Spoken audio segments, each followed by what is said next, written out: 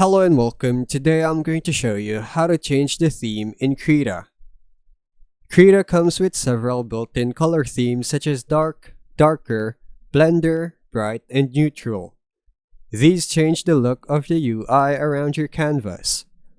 To switch themes, go to the top menu, Settings, then Themes, and you'll see a list of available themes. Click the one you want.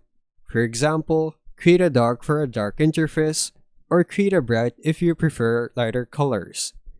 Krita applies the theme right away so you can preview it instantly. If you want even more themes, you can install or download community or custom themes. Then go to Settings, Manage Resources, then open Resource folder. Find or create a Color Schemes folder, then paste the downloaded .colors theme files there. After a restart of Krita, those themes will appear in Settings, then Themes for you to select.